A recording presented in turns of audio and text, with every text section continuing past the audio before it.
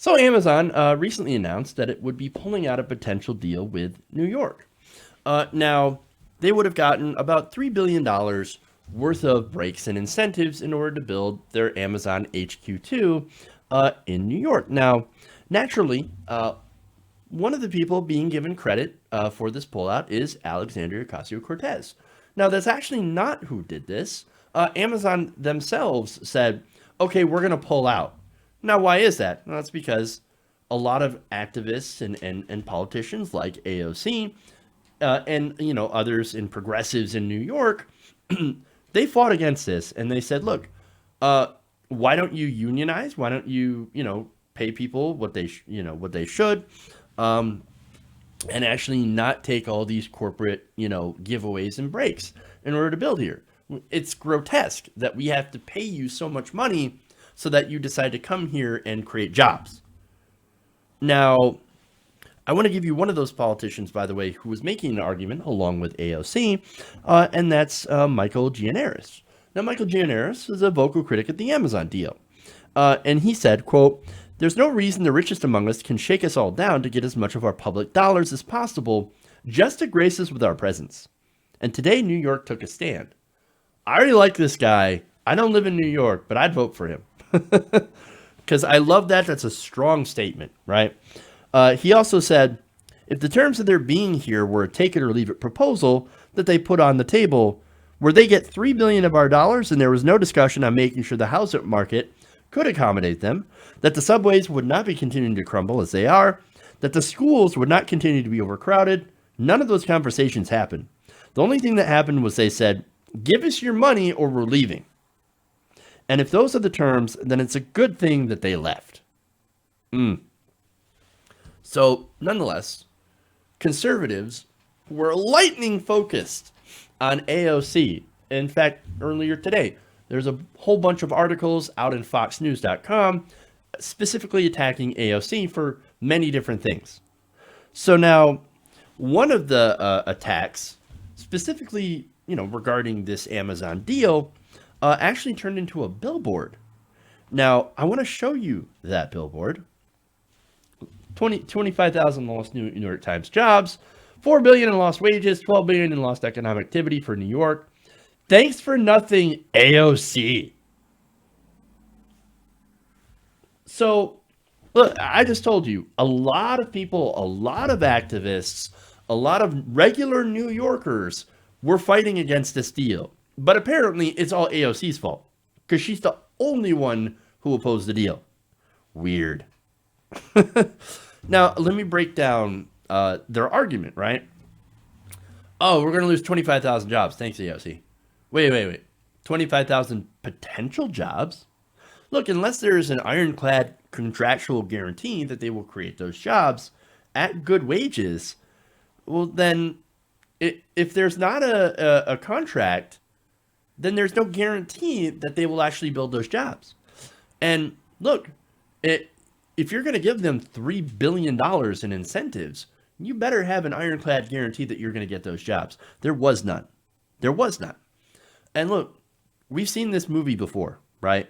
We've seen companies promising jobs, getting tons and tons of tax breaks and incentives, and then they decide, oops, hey, it turns out we're not going to do those. We're going to create those jobs.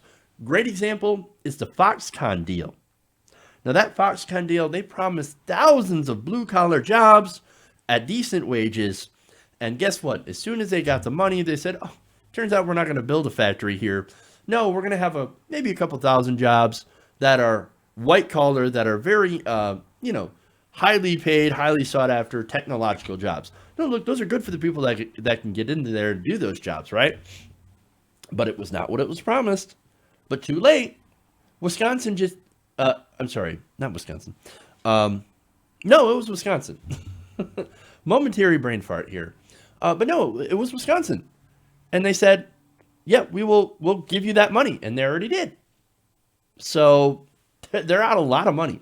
And that was the deal that Scott Walker had, negotiated, and Donald Trump had basically praised as, oh, it's a tremendous deal. Yeah. So, now look, there's more, right? Lost wages, right? How can you really calculate lost wages? It's an unquantifiable number.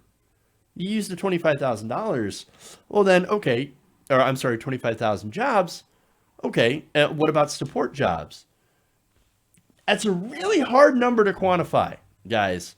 And so I think that while it might be based on some projections and we'd have to see the math, etc., it's really hard to tell how much economic activity and how much lost wages there really would be, right? A lot of these numbers, they're assumptions. So they're not locked in. So the point that I'm kind of pointing out here is that you can't trust a lot of these companies at their word. But so you have to be really skeptical about these deals. Now, getting back to the billboard, right? So now you notice that it's the Job Creators Network, right? Now, who are the Job Creators Network? I mean, AOC pointed this out, by the way, and she actually went after that on Twitter and said, few things effectively communicate the power we built in fighting dark money and anti-worker policies, like billionaire-funded groups blowing tons of cash on whack billboards. Now, this one, she points out, was funded by the Mercers. And she added that the fact that it's in Times Square tells you that this isn't for or by New Yorkers. So let's look at the funding, right? So the Mercers, right? Well, the company that put this up was the Job Creators Network. The Job Creators Network is, according to their own Wikipedia page, an advocacy group founded by Home Depot co-founder and former CEO Bernie Marcus. It describes its agenda as to promote small businesses and has been described as leaning conservative. So, we support small businesses, right? Like Amazon? I don't think Amazon qualifies as a small business. They're they're hugely profitable, right? In fact, I think last year they made $11.6 billion in profit. And as Media Matters reported back in 2017, the Job Creators Network is backed by the Mercer family. And the Mercer family happens to be one of the key financial backers of President Trump. Gee, I wonder if they actually don't care about Amazon, but actually care about a way for this to use this as an attack on AOC. AOC wants to raise their taxes, people like the Mercers. So, and ironically, she also wants to raise the taxes of Amazon. I wonder if that has anything to do with it. Weird. But anyway, she had another tweet here attacking them.